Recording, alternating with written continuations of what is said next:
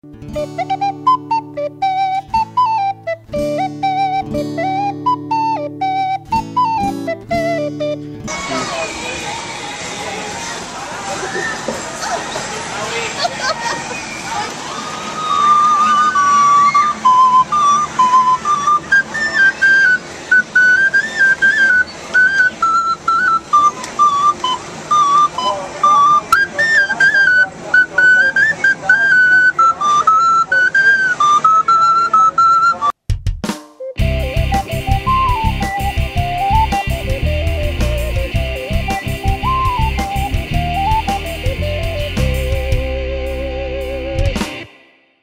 everybody, it's David and welcome to Talk. Even though it's very hot outside during the summer season, people still do not neglect to dress up in their favorite cosplay costumes and make it out to some of their local cons. And wherever there's cosplayers, you know there's going to be an Ocarina.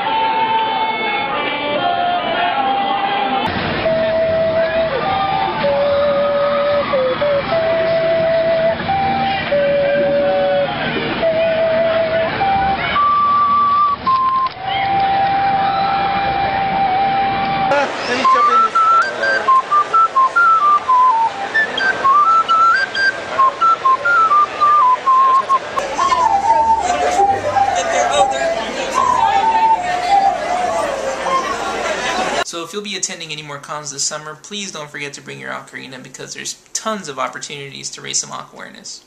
In addition to cons, there's a couple other events where Ocarinas are invited, including the European Ocarina Festival that happens every year, going back and forth between Germany, Italy, and Austria. The festival is happening this weekend, July 30th through, I don't even know what date it is. July 30th through August 2nd, is that correct?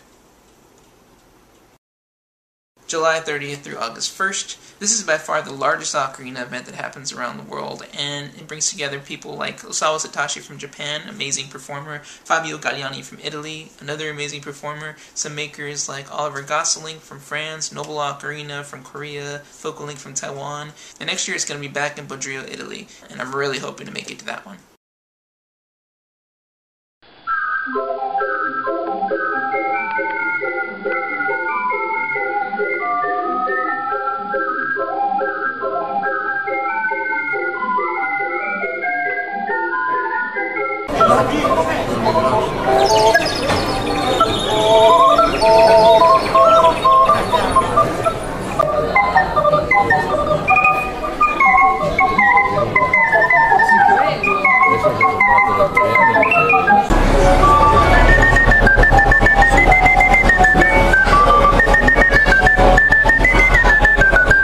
Se fosse un mercato più aperto, allora potrebbe aver ragione, io tratto la figuriata in questo campo.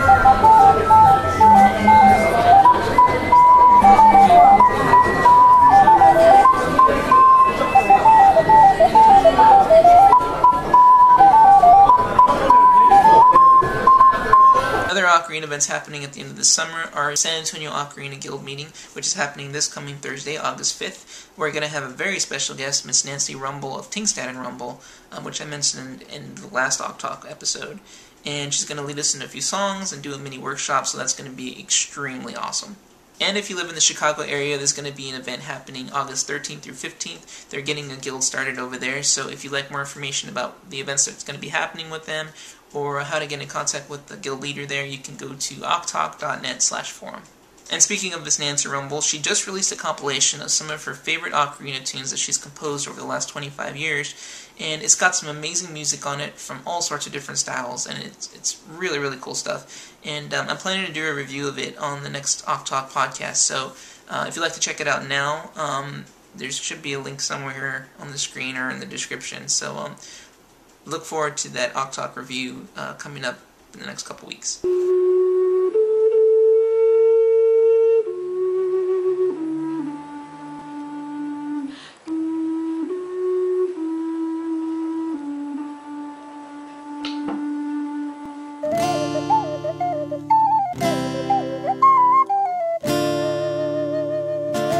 Hey guys, it's Mike, and I'm here to give you a quick review of the new MaxRange Double Ocarina.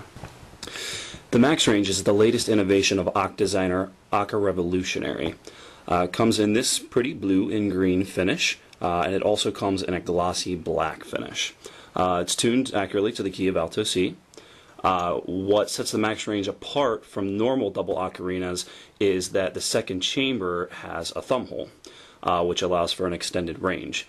The MaxRange has a range 3 notes above a regular double ocarina, from A4 to F7. Here's a sound sample.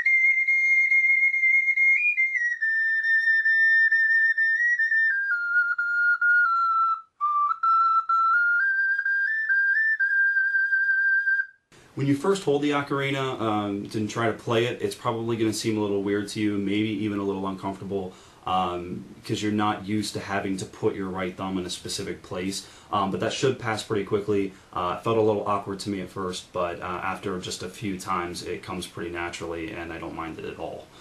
I think it has a great sound. It's a rising breath ocarina, slightly textured, which I enjoy. For a beginner, it may be difficult to play the upper end of the first chamber. It might seem airy. I do think that you would need the acute bend to get a really good sound out of it, but I definitely think it can be done. Overall, I think this is a great ocarina, and it's a singular opportunity to have the range of almost a triple ocarina, 1 note shy of a triple's range, while paying only marginally more than a double ocarina's price. So definitely worth getting. I think it's great. You can get this at STL Ocarina or at Oca Revolutionary's family music store, Noteworthy Music. Information on both of those places are in the vid description. Thanks guys, have a good one.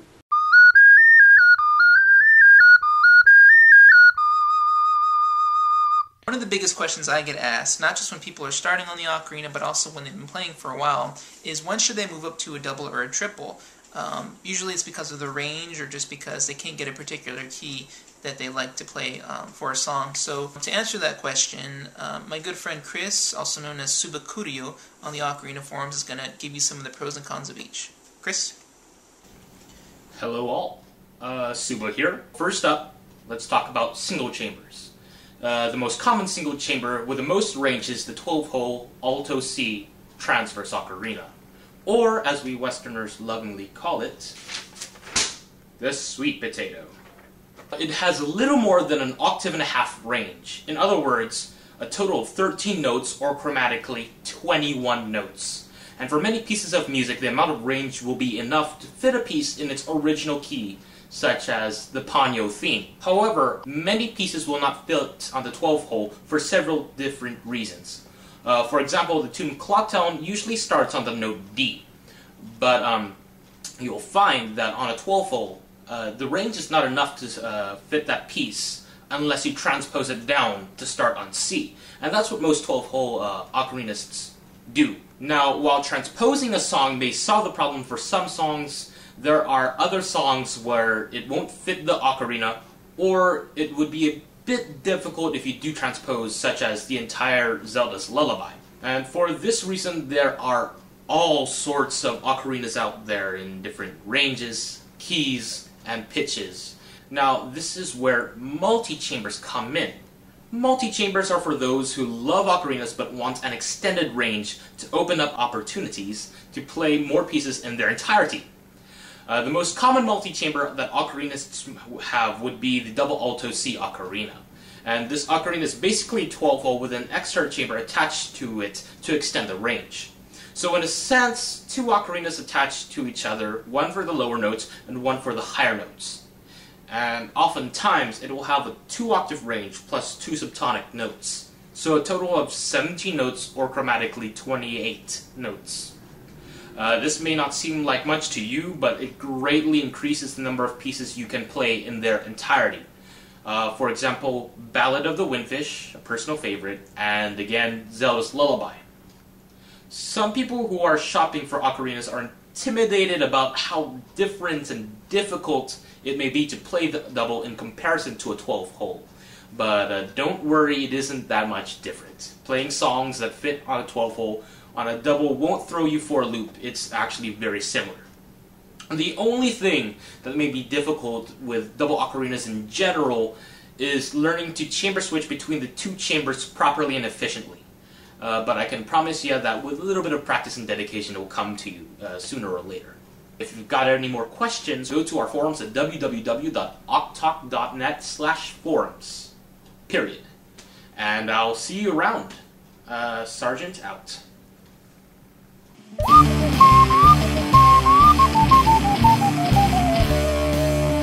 Hey guys, so last time I told you everything that you needed to make your own ocarina. This time around, we're going to start making a pendant ocarina using my own ocarina making method.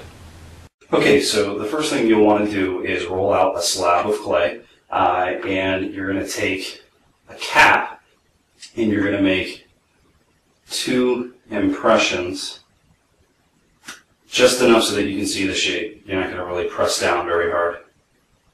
Again, you'll do this twice. On one of them, you're going to take your straight edge here, line it up with the curve of the circle, and cut. Now, you'll take your knife or whatever you want and cut out the rest. Finally, you'll lay the part with the triangle on it over another part of your clay, and you'll cut it alongside like this to create that shape again. Once you've cut that triangle out, you'll set it on top